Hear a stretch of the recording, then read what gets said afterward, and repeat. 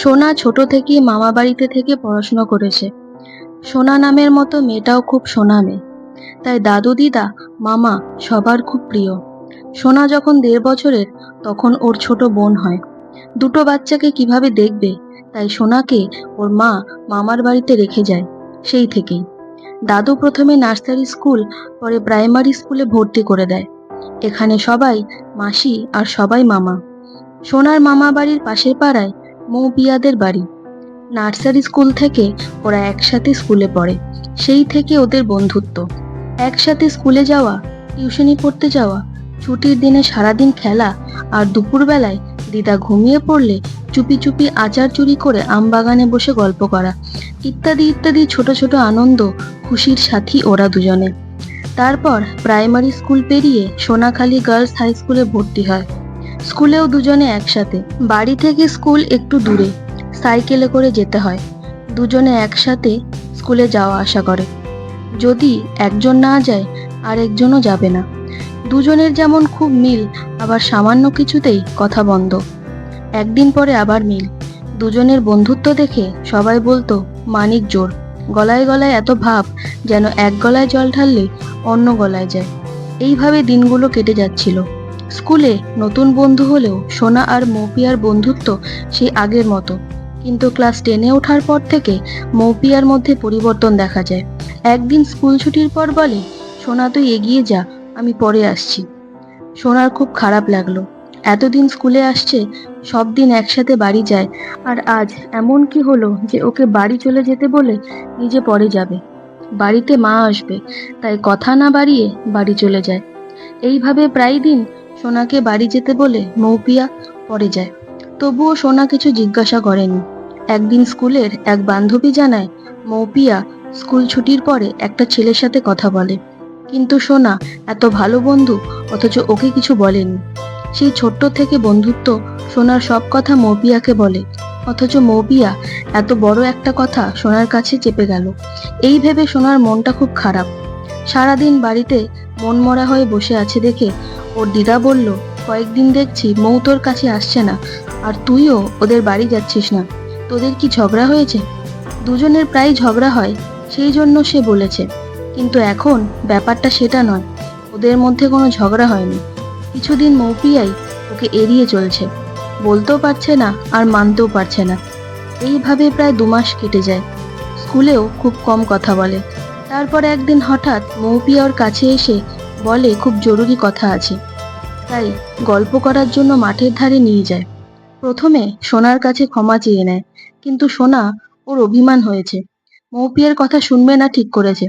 এতদিন যখন বলেনি, তাহলে আর বলতে হবে না। কিন্তু মৌপিয়া যখন ক্ষমা চেয়েছে, তখন কিছু করার নেই। বন্ধুকে মাপ করে সব কথা শুনতেই হবে। মৌপিয়া ছেলেটার ব্যাপারে সব কথা সোনাকে বলে। মৌপিয়া আর একটা সত্য কথা জানায়, কিছুদিনের মধ্যে ওরা পালিয়ে বিয়ে করবে। বাড়ির লোক ওদের এই সম্পর্ক কিছুতেই মানবে না, তাই পালিয়ে যেতে হবে। সোনা ওকে অনেক বোঝায়, সামনে মাধ্যমিক, এই সময় এই কাজ না করাই ভালো। মাধ্যমিক দিয়ে বিয়ে করবি, তাছাড়া মা বাবাকে জানিয়ে পালিয়ে বিয়ে করাটা ঠিক হবে না। কিন্তু কে শোনে কার কথা?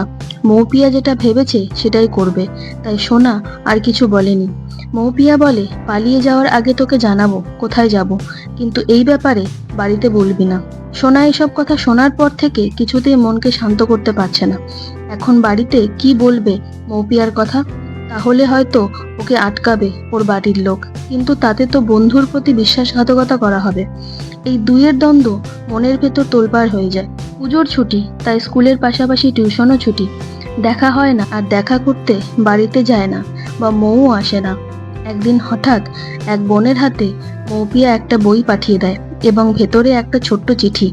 তাতে লেখা, কাল বিকেলে 4টায় সোনাখালী স্কুল মাঠে আসবি, খুব জরুরি কথা আছে। লেখাটা দেখে বুঝতে পেরেছে মনে হয় পালিয়ে যাওয়ার প্ল্যান করেছে। সোনা যখন এসব কথা ভাবছে, তখন তার মা বাবা বোন খুব হই হুল্লোড় করতে থাকে ঠাকুর দেখতে যাওয়ার জন্য। ঠাকুর দেখতে যাওয়ার আনন্দে সোনা ব্যাপারটা ভুলে যায়। তবে ঠিক করেছে পরের দিন দেখা করতে যাবে। সোনা খালি মৌপিয়া কি বলতে চায় সেটা শুনবে। কিন্তু পরের দিন ঘটলো অন্য ঘটনা। ওর মা এখন পুজোর ছুটি আছে, কিছুদিন পর পড়ার চাপ বেড়ে যাবে, তখন যেতে পারবে না, তাই সোনাকে আজই বাড়ি নিয়ে যেতে চায়। সোনার যাওয়ার ইচ্ছে নেই, তবুও জোর করে নিয়ে যাবে। এদিকে মৌপিয়ার সাথে দেখা করা হলো না। সে কি ভাববে কে জানে, যাওয়ার আগে যে ওদের বাড়িতে গিয়ে দেখা করে আসবে তাও সম্ভব না। তাই বাধ্য হয়ে বাড়ি চলে গেল। 8 দিন পরে মামার বাড়ি ফিরে এসে জানতে পারে মৌপিয়া কোনো এক ছেলের সাথে পালিয়ে গেছে। বাড়ির কেউ জানে না। এইভাবে মৌপিয়া যে সত্যিই পালিয়ে যাবে সোনা ভাবতে পারেনি। একদিকে প্রিয় বান্ধবী পালিয়ে গেছে বলে মন খারাপ, অন্যদিকে মৌপিয়ার বাড়ির লোক বলে মৌপিয়ার পালিয়ে যাওয়ার পেছনে সোনার হাত আছে। তাই মৌপিয়া যেদিন পালিয়ে গেছে সেই দিন সোনাও বাড়ি চলে গিয়েছে, পাছে সোনাকে সবাই জিজ্ঞাসা করে তাই। সোনা আর মৌপিয়া ছোট থেকে ওদের বন্ধুত্ব, সব বিষয়ে কথা হয়, এই ব্যাপারেও সোনা সব জানতো, ইত্যাদি ইত্যাদি। সোনা যা জানে সবকিছু জানায়, কিন্তু তাতেই আরো অপরাধ। সোনা সবকিছু জেনেও আগে কেন বলেনি, তাহলে ওকে আটকানো যেত। মৌপিয়ার বাড়ির লোক ওকে খুব উল্টোপাল্টা কথা বলে। সোনা খুব ভেঙে পড়ে, খুব কান্নাকাটি করে। সোনার এমন অবস্থা দেখে ওর মা ওকে বাড়ি নিয়ে চলে আসে। সোনারও আর ওখানে থাকতে ইচ্ছা করে না। টেস্ট পরীক্ষার সময় মামার বাড়িতে ছিল, তবে স্কুল ছাড়া কোথাও যায়নি, আর কারো সাথে কথাও বলেনি। প্রায় 12 বছর কেটে গেছে। এই কয়েক বছরে আর মামা বাড়ি যায়নি, শুধু দাদুর মৃত্যুর সময় শেষবার গিয়েছিল। ও যেতে চায় না বলে ওকে কেউ জোরও করে না। এই বছর এসএসসিতে স্কুলের চাকরি পেয়েছে। সোনার যেখানে স্কুল সেই গ্রামের নামটা ওর খুব চেনা চেনা লাগছে, কিন্তু কিছুতেই মনে করতে পারছে না। এখন কাউকে প্রথম দেখলে মনে হয় যেন খুব চেনা, আগে কোথাও দেখেছি। হয়তো সেই রকমই নামটা শোনা শোনা মনে হচ্ছে। সে যাই হোক, স্কুলে জয়েন করতে হবে, সে চেনা হোক আর অচেনা। স্কুলের প্রথম দিন স্কুলে গিয়ে ক্লাস 5-এর একটা মেয়েকে দেখে সোনার খুব চেনা চেনা মনে হলো, যেন মেয়েটার সাথে কারো মুখের মিল হচ্ছে, কিন্তু সেটা কে কিছুতেই মেলাতে পারছে না। সারা টিফিনের সময় ধরে মনে করার চেষ্টা করে ও যেটা আন্দাজ করছে সেটা ঠিক কিনা, তার জন্য ছোট মেয়েটার কাছে গিয়ে ওর পরিচয় জানতে চাইলো। মেয়েটা বাবা মায়ের নাম বলতেই সোনার খুব আনন্দ হলো। সোনা যেটা ভেবেছিল, হ্যাঁ সেটাই। সোনার আজ খুব আনন্দ হচ্ছে, এত আনন্দ বলে বোঝানো যাবে না। মেয়েটা বুঝতে পারছে না যে এমন কি হলো তার জন্য নতুন ম্যাডাম এত খুশি। মেয়েটার নাম তিয়াশা। সোনা মেয়েটাকে বলল, তিয়াশা, আমাকে তোমার বাড়ি নিয়ে যাবে? তিয়াশা আনন্দে আত্মহারা। নতুন মিস, তার সাথে তাদের বাড়ি যাবে। স্কুল ছুটির পর তিয়াশা আনন্দে নাচতে নাচতে ম্যাডামকে বাড়ি নিয়ে এলো। রাস্তা থেকেই মাকে হাঁক দিতে শুরু করলো, মা দেখবে এসো, কে আমাদের বাড়ি এসেছে, আমাদের স্কুলের নতুন মিস। মৌপিয়া তিয়াশার সাথে সোনাকে দেখে খুব বিস্মিত হলো। স্বপ্নেও কোনোদিন ভাবেনি আবার সোনার সাথে দেখা হবে। ওর জন্য সোনাকে কত কথা শুনতে হয়েছে। সোনার মামা বাড়ি যাওয়া বন্ধ হয়ে গিয়েছে। সেই সোনা আবার ওর সামনে এসে দাঁড়াবে। এইভাবে দাঁড়িয়ে আছে দেখে সোনা বলল, কি রে, চিনতে পারছিস না? মৌপিয়া সোনাকে জড়িয়ে ধরে কাঁদতে থাকে আর বলে, আমার জন্য তোকে কত অপমান সহ্য করতে হয়েছে। আমি সব শুনেছি, আমার খুব খারাপ লেগেছিল।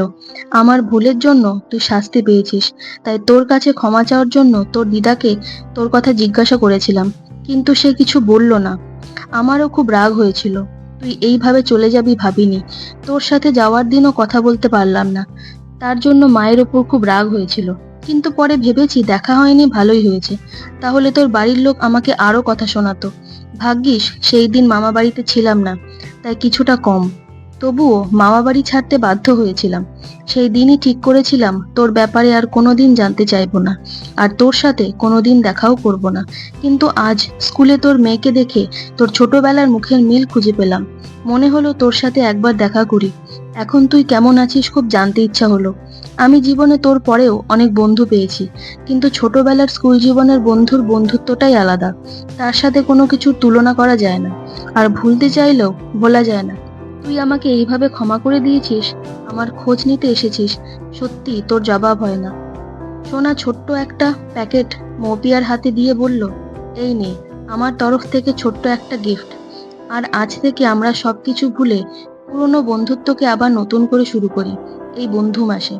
তিয়াশা কিছুই বুঝতে পারছে না, শুধু মা এবং ওর নতুন মিসের দিকে তাকিয়ে আছে।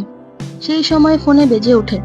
পুরনো সেই দিনের কথা ভুলবো কি রে হায়, ও সে চোখের দেখা প্রাণের কথা সে কি ভোলা যায়। আয় আরেকটিবার আয় রে সখা, প্রাণের মাঝে আয়, মোরা সুখের দুঃখের কথা কব, প্রাণ জুড়াবে তাই।